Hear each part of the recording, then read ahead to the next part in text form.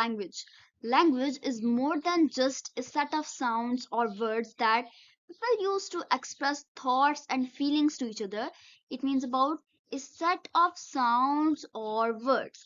Means that language is not about simply a set of sounds and words. It's about how people use language to communicate with each other. So language is the primary way to communicate, and this communication typically takes place within a proper social setting. That means in a proper social setting means in a conversation, in a social gatherings, in classroom, and all of that in proper according to the social setting. And we have the example of language. English. English is a global language used by millions of people to communicate with each other.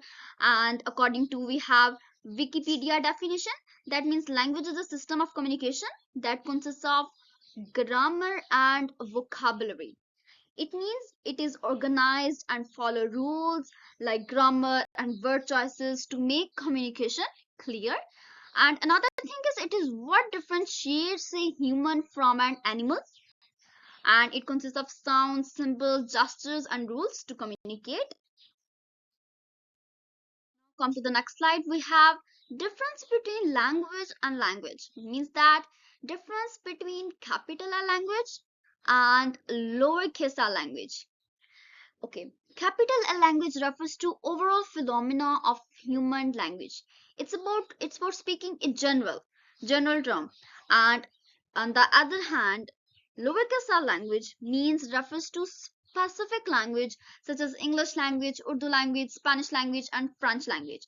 So we have the thing that the capital N language is about refers to the general term. It's about a general language. It could be any language. It's about general language rules, its grammar, its communication, its gestures, and all of that stuff. But according to the lowercase r language, it's about a specific language such as English language, Urdu language, Spanish language, and French language. All the language, we have a lot of language. There are currently I think 7,000 language, and but now, so there's a difference that capital language is cognitive process, but lowercase l as a specific language. So we have studied the difference between a capital L language and the lowercase l language. Now come to the next slide. We have definitions of language according to different philosophers. First we have Noam Chomsky. He said that he proposed a theory. Basically, he proposed a theory of universal grammar. He said that language is the innate capacity. That means a natural capacity of native speakers to understand and form grammatical sentences. He proposed in his theories that humans have natural capacity to understand and form language. If I say she is running, it's a grammatically correct sentence. But if I say running is she, that sounds odd. So that what Noam Chomsky proposed, that humans have an innate capacity to form and understand language. And the next philosopher we have Edward Sapir. He said that language is a purely human and non-instinctive method of communicating ideas, emotions, and desires by means of a system of voluntarily produced symbols. Means that language is purely human. It's about language is unique to humans, setting us apart from animals. While animals may communicate using sounds or gestures, but human language is more complex. And the next one is non-instinctive method. Means that language is not an automatic behavior we are born with, but instead it is learned through social interaction and cultural exposure starting from infancy stage. So there is the difference between Noam Chomsky's theory and Edward Sapir. Noam Chomsky said there is the humans have natural capacity, but Edward Sapir said humans language is purely human and non-instinctive method. Means that language is not automatic, it is learned through social interaction. The last one we have Aristotle. He said that speech is the representation of the experience of the mind. He viewed language as a tool for expressing thoughts and emotions. So the Aristotle definition is all about, we studied in the definition of languages. Language is a tool to represent ideas and expressions. That's what Aristotle said. Now we have origin of language. Means that the origins of language are a mystery. That's a mystery, and have been debated for centuries because of the limited availability of evidence. Scholars can only theorize how, when, and where language began. So it's all about mystery about how language starts, when, and where. It's all about mystery. So scholars theorize only how, when, and where languages. So there were two most popular theories concerning the origin of a language. That is about divine creation hypothesis, and another one is a natural evolution hypothesis. So divine creation hypothesis, this theory suggests that language is a gift from God. So that what we studied about Noam Chomsky theory. He said that language, humans have natural capacity to form and understand language, and the same thing in divine creation hypothesis. This theory suggests that language is a gift from God, and humans were created with an innate ability to use language. Another one is natural evolution hypothesis. It suggests that it didn't just develop suddenly. It developed over time as the humans became smarter and more social. So this theory related to Edward Seppert. He said language is learned through social context, and this theory also suggests that language just didn't just develop suddenly. It developed over time as humans become smarter, human come to know society, then language developed. So the two theories of languages about divine creation hypothesis means humans have natural capacity, and the next one is natural evolution hypothesis means that language is learned through social context. And some believe that human speech evolved from animal sounds, and there are also some other theories that language has evolved from animal sounds and cries and expressions. So language is not, we can say that language isn't just developed suddenly. It is learned through social context.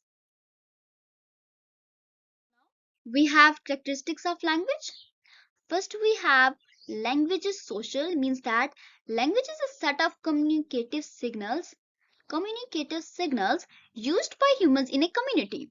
Means that language exists within a group of people. It enables individuals to share ideas, emotions, and knowledge with others, making it a powerful tool for communication and collaboration in society. So next one is language is arbitrary, means that there is no natural relationship, no inherent relationship between the signified, means language form, and the signified, that means the reference of that, what signified tells us. So these also claim that thing is there's no relationship between the signified, the original word, and its reference. So there's no relationship. For example, the word water in English could have been any other sound or simple as shown. For example, in English we said water, in Spanish we say agua, in German we say Wasser, in Hindi we say pani, in Japanese we say mizu, in Arabic we say mo. So there's a different sounds and symbols for a single word. That's what Dissaucer claim that. And then we have natural and symbolic, means that language is structured system of symbols and sounds. For example, the word as sit has three sounds. The word sit has three sounds: S sound, T sound, and I sound. So it has three phonemes. The word sit has three phonemes. It is a proper symbolic structure. And the next characteristics we have language is systematic. Means that we know language is symbolic, so it should be in a particular system. For example, in English we know that the rule we followed is subject plus verb plus object. That means I eat pizza. So I as a subject, eat object, and then pizza we have object. That's what language is. Now, last kind of its characteristics, vocal, means language is made up of vocal sounds produced by articulatory organs such as lips, mouth, teeth, and vocal cords. So mean that if I pronounce the F sound, the first sound, so you will notice that the upper teeth will be on lower lip, like first sound. And the next characteristics is creativity and productivity, like language changes according to the needs of society, like saying bro and sis instead of, oh, here is the mistake, it should be F instead of sister and brother, uh, instead of. So I was saying that language changes according to the needs of society to follow the trend. We say like using slang words like hi sis, hi bro, instead of using proper words sister and brother. The last characteristic we have open, extendable, and modifiable. Means we can add new words to extend it, to open it, to modify it.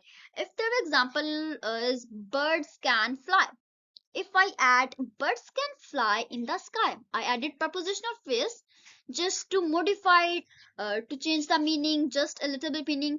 And if I say birds sitting on the branches of tree can fly in the sky, I also add new words, prepositional phrases to modify the sentence. So that's how language is open, extendable, and modifiable.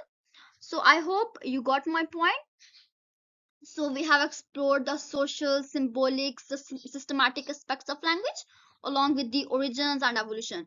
So what are your thoughts on the importance of language? Share them in the comments below. I would love to hear from you. And if you enjoyed this video, please like, subscribe, and hit the bell icon for more educational content. Allah Hafiz. See you in the next video.